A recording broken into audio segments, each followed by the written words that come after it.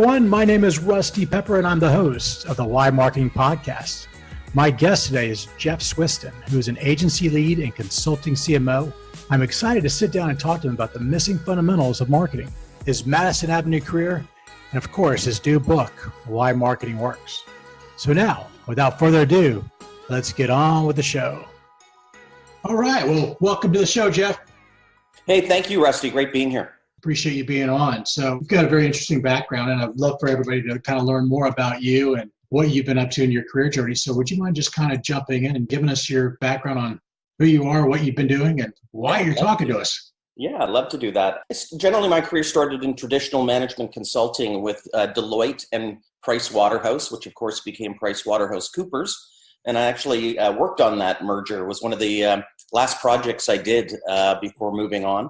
Next notable career jump was to be the CMO at Interbrand, the leading brand consultancy globally. And that was a fantastic opportunity. Saw the world, was the overseer of the Best Global Brands report, as well as several regional ones, such as the Best China Brands and Best Canadian Brands. So that was an awesome experience. And then my boss got elevated to become the CEO of DDB Worldwide, one of the larger advertising agencies, and I think the most creatively awarded one if they've still got that mantle. And I went over there as Chief Communications Officer. So between DDB and Interbrand, I was commuting from Canada to New York for 11 years every second week. And it was great. Had a great time. But felt it was time to do something different. And 7 years ago, I opened up my own shop, Swystun Communications. And I would say 70 to 80% of my work has been with agencies and consultancies. They just seem to be a sweet spot for me. Though I do consumer products, I do B2B, I've done associations. And primarily my work is large brands, large brand campaigns or rebrandings, a lot of rebrandings as well. And sometimes I get right down into business development and help them set up account strategies, go-to-market strategies. So I've seen a little bit of everything over this career. When you were in college, what did you think you'd be doing at this juncture of your career? So I'm originally from a town in the middle of Canada called Winnipeg, and I can't say I was the most academically inclined high school student. So when graduation came around, I hadn't given much thought even to university or college. I ended up in university on a theater scholarship, believe it or not. That kind of saved me. And it was an interesting segue. Theater is actually very akin to marketing. You've got to present, you've got to convince, you've got to entertain. So I actually look back on those roots sometime and say, well, those were sort of well-planted roots. And midway through my undergrad, I switched to economics. So I did a full, 180 out of theater to economics. And that didn't resonate as well, but it gave me some grounding.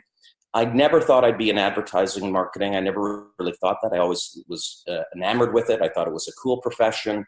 But when I moved into traditional management consulting, I got routed into the marketing stream. There was operations, there was finance consulting. And just given my background, I was routed into marketing, and thankfully that happened. Why do you think marketing just stuck with you? Do you think it's just kind of in your DNA, or happenstance, or just something you just fell in love with?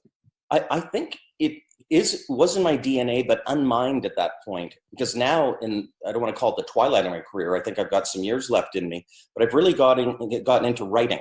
Now, writing's always been a part of marketing, but the essence of it for me is now I'm crystallizing around the whole notion of storytelling. So I've come out with my own marketing book. I've got a time travel mystery novel coming out. I've been asked by a billionaire to write his biography. And when I look back, if there is any continuity, I think I was attracted to the whole notion of storytelling. And that is, what makes up marketing, what makes up advertising, whether it be, a 5-second video online or, a great written print ad still has impact. I guess always in my DNA has been the notion of being a storyteller. That is a very important part of marketing. It is. Brands.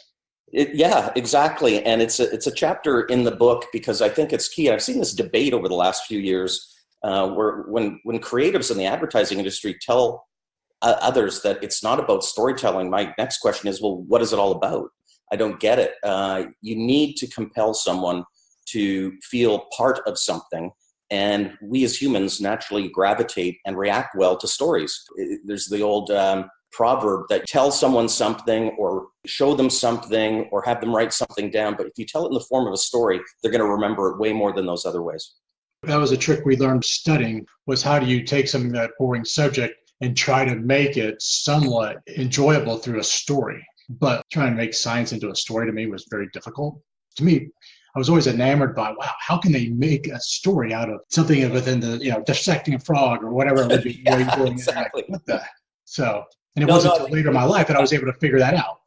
If you look back to your own studies, whether it be in grade school or college, you remember the professors that were able to frame the lessons in stories. And, that lent itself better to, say, history or English. But there were guys in science, and believe me, I wasn't science inclined or mathematically inclined. But if they could relate it to everyday things and through the form of storytelling, those are the teachers you remember. It captivates you. It makes it really memorable. And I don't think I had very many of those teachers. So you wrote a book. Were you always know something you wanted to do? Or was there something a spark that kind of created the opportunity to say that, you know what, we need to write a book about why marketing works? I think it was both of those things. So well surmised there. One is I always thought I had a book in me. I've been a voracious reader. I'm getting into this writing more and more. I'm like number, 500 on Amazon for book reviews. I just always chewed up content. And I'd been to 150 marketing conferences. I've read probably upwards of 500 marketing books. And for a while there, I thought, well, nothing else can be said. There's so much that's already been said. And it was actually then a catalyst and a real fun one. At my locals farmer market, I'm walking through there on a Saturday with my wife. And that experience of watching these people, these vendors in their little booths with, umbrellas over them and stuff, selling their wares and how they were selling them really struck a chord for me. It was the catalyst. I saw, the artisan pie maker talking to customers about why she loved doing what she does and how she makes her pies. I saw the guy selling every form of meat that you could see.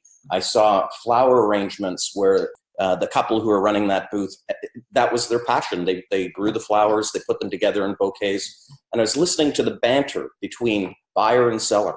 And there was some bartering going on too. There was, can you give me, 3 for 2 and all of that. So just that evidenced in about 5-10 minutes, my observations that marketing's been around forever, because these markets have been around forever. They go back to Pompeii, they go back to Athens, they go, you name it. And they haven't changed much. So I thought, well, what's the consistent factors between marketing through the centuries?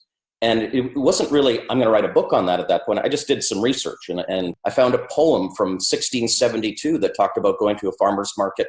And quite frankly, it was a playbook for marketing. It was how to set up your booth. It was how to engage with people. It was how to give people a fair deal or a little extra so they came back. And I went, wow, there has to be some thematics to this by looking at marketing's history. And so I did a lot more research and came up with a book. You mentioned when you were talking about how like the people that grew the flowers and they're passionate about it. And that struck me because people that are very passionate about what they do are very good storytellers. Even if they're not naturally good storytellers, if they're passionate about it, they're going to talk to you in a way that you just believe because they're living it, they're breathing it. It's who they are. It's in their soul. I totally believe that. And I live in this small town now, so I've gravitated out of the big cities. My wife and I live north of Montreal in Quebec at a ski resort area called Mont Tremblant. And there's constant examples for me here in this community, which is very artisan-like. And I actually see bigger brands, trying to get that artisan quality, which is that passion that you've spoken about. There is a chocolatier woman here who's won international awards. Her packaging is gorgeous. And of course, the chocolate is fantastic. She sources the beans and, does everything. If you hear her story, it's quite involved. She does trips every year to make sure she's getting the best ingredients. But it's when she starts talking about that and how she gets so animated and how she's so proud of this. And not because she's won awards, not because she's running a successful business, because she's doing what she loves and producing a product that people are loving. And I'm sure you enjoy eating it. I do, yeah. Especially in those cold Canadian nights. I love packaging. I think sometimes these artisans can do just amazing packaging, especially sometimes it's just as simple as it gets. It could just be craft paper, but the way that they do it, it's unexpected. You're like, wow, that's just really well done. Yeah, and it can be simple stuff. My eldest stepdaughter has joined us here in the small community. I was surprised. I thought, all of them, we have 4 between us, might gravitate to the big cities and hang. But she came here. She's opened up a hot yoga studio, and she's doing excellent with it. And her boyfriend has a pizza place on the mountain in the resort. It's called Yahoo Pizza. I helped with a bit of the branding, which was tons of fun. All I get is pro bono pizza, but that's okay. That works too. So making it seem like all I do is eat chocolate and pizza. But his boxes, his takeout boxes, you don't need to have the printer run off 3-color artwork on the top. You get a big stamp and you stamp each box in front of the people. And there's some theater to that. There's the personalization of that. And once again, it's back to that craftiness or that artisaness. It's authentic. Totally authentic, and that's what people want now. There's all these studies coming out. It's funny, having gravitated to marketing, I've never been a massive consumer commercial guy. I like nice things, but I don't feel compelled to run out and shop every day. I've always been about the experience, and we've seen these studies now that especially millennials, they're not buying their dad a tie on Father's Day anymore. They're saying, we're going to go on a fishing trip. We're going to have an experience. We're going to go for a hike and have a hot dog at the top, something like that. And so I'm really interested in seeing it. I'm not an expert on it, but I'm following this closely as to see how the spend changes. We also know millennials aren't really buying cars, potentially can't afford homes. So they're living their lives differently. And this is going to have a huge impact on brands and branding. Speaking of like the impact on brands and marketing, what are some of the big impacts or trends that you're seeing right now? What I'm seeing is before brands were rebranding like every 7 years, and that was great business for those of us who conducted that work. I see now that they're not making it this shock and awe thing that happens periodically. Like all of a sudden we're coming out the new logo, tagline, we're changing all the signs on the banks across America, over the weekend. What they're doing, and I think it's the right thing, there's more little flourishes and touches to keep the brand relevant as it goes on. Because really there's just 4 aspects to a brand. Making sure you have that difference. What are your differentiators, obviously? How are you relevant? And people get differentiators and relevance mixed up all the time, and they're 2 very distinct things. Stretch. Can your brand move into other areas?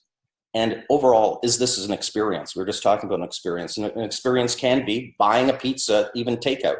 That can be an experience. What do you want people to remember? What do you want them to take away? And how do you want them to share their experience so you get more people coming back?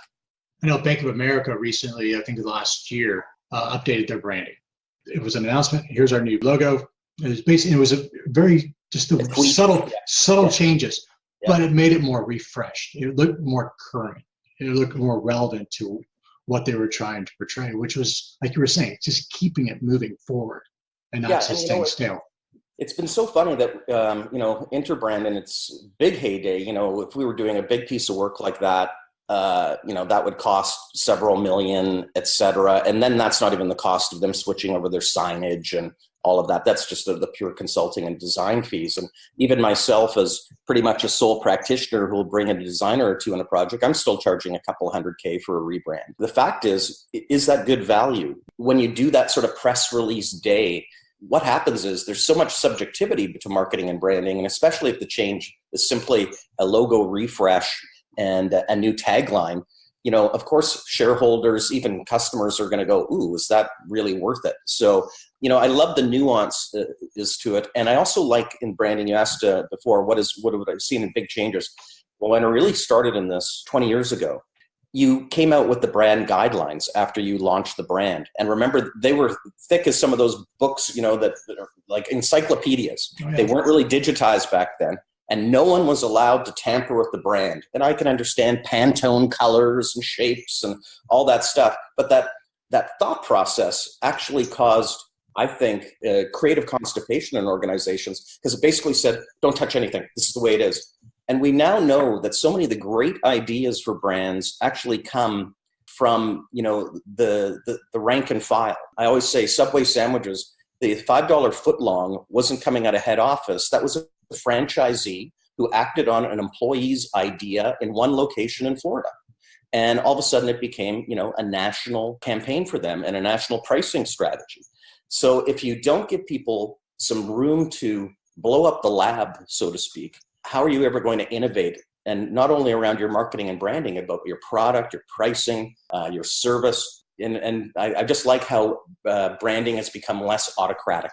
Which brands do you think do a good job allowing that creativity to flow or the innovation to flow, but yet still keep the rails on the overall brand? That's a great question. I've been impressed, believe it or not, and I don't know if this is coming from rank and file or if it is from head office, but if you see McDonald's and DDB had McDonald's, a lot of McDonald's business as a client, so I got to know it well. And when I came into advertising, I was a little bit naive. I'd done strategic marketing consulting. I'd done brand consulting. And when I went to the big agency, I thought, wow, if you have the McDonald's account, you've got it worldwide and everything. Well, no, it's broken up. Leo Burnett has a chunk of business here, this and that and that. So I thought that was interesting. But I've watched McDonald's. So in the time that I was at DDB, even to present day, where, the logo in France is green. It's different. In Japan, it's red. And here it's the yellow primary colors that we're used to in the golden arches. How about menus and restaurant designs? Those are all now customized based on local culture, language, diet. You go to England and they're serving porridge, right? Here in Canada, we have our famous, especially in Quebec, poutine. It's French fries covered in gravy and cheese curds, and McDonald's serves it. They customize it to the local audience here. It used to be, if you went into McDonald's anywhere in the world, it was the same restaurant, right? It was just cookie cutter right out of it. You had the bolted chairs with the scoopy plastic seats. And a little known story is those were actually designed on a cant to almost push you out of the chair because they wanted turnover. They wanted people out of the restaurant as fast as possible. And now they've set them up where they're cozier than Starbucks, right? They're plush seating, expanded their coffee menu because that's what people like these days. So McDonald's does a great job of it. And I think that's because they've got this sort of local versus global thing worked out well. Now, on the flip side of that, which brands do you think could do a better job? I think that, some of the apparel brands to me really strike me as that I don't know, some of them that are doing really well have kind of an arrogance to them, and that they think you fit in my construct. I'm not going to fit in yours. And I'm speaking about, there's a Canadian one, Lululemon, that's all about yoga. There's a huge arrogance out of that business, and it's reflected itself in some really big PR debacles. Recently, the North Face company got into trouble because their agency did something on Wikipedia. They kind of took over Wikipedia. They found the 15 best, most remote, neatest hiking places like Patagonia and places in Scotland. And they went in there and swapped the photographs out and put in, subtle North Face advertising. And that just betrays an arrogance too.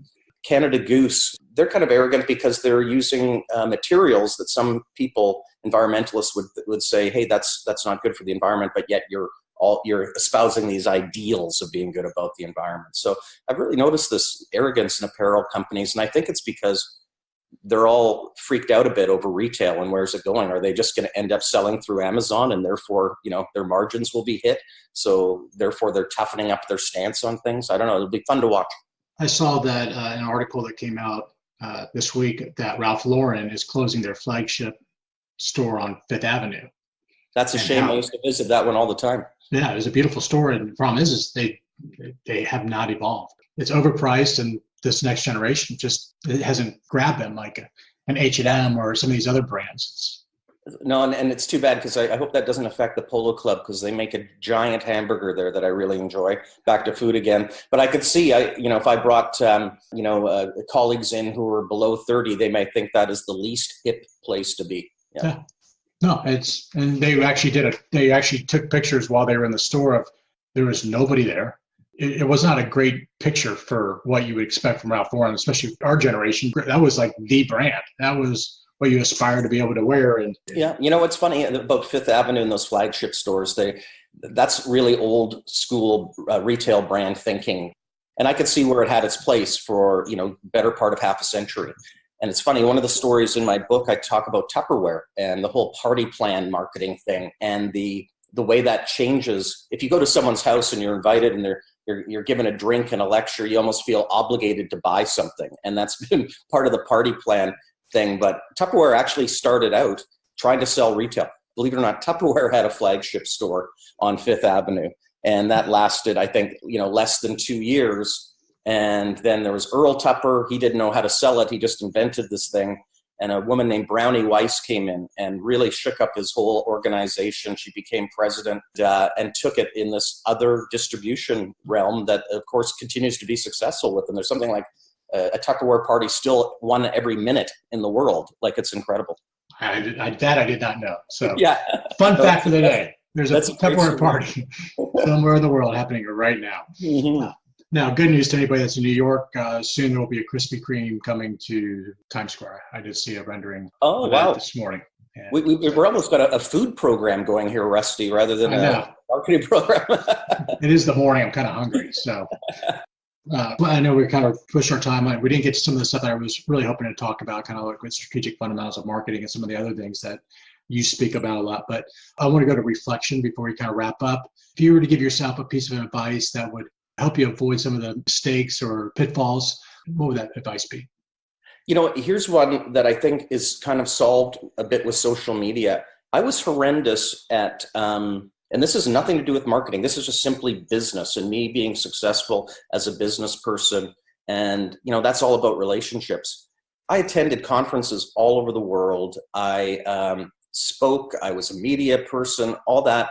I was terrible at getting the business cards, keeping people's names and numbers, staying in touch with them, and building a better network myself. Now, as a sole practitioner, that would have been far more beneficial. And I've gotten a lot better at it over the 7 years. But now we have, the phones can tap and you can get everyone's contact information.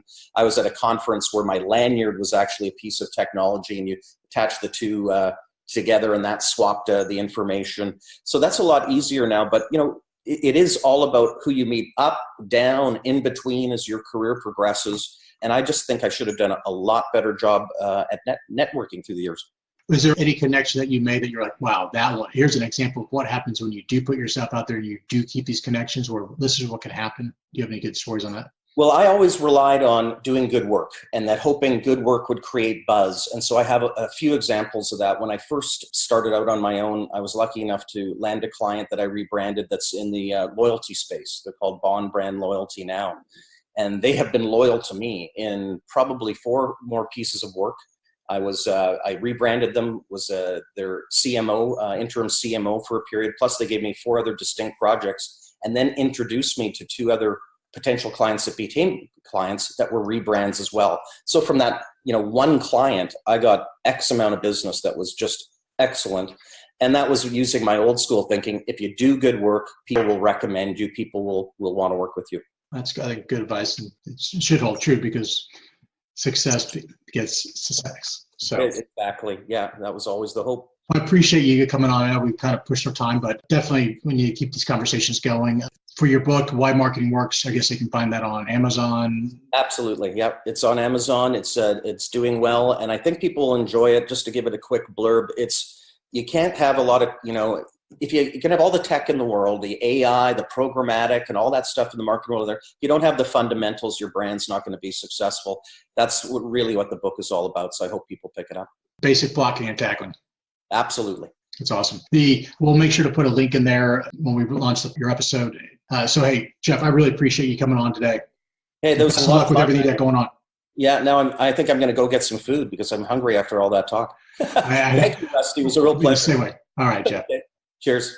Bye-bye.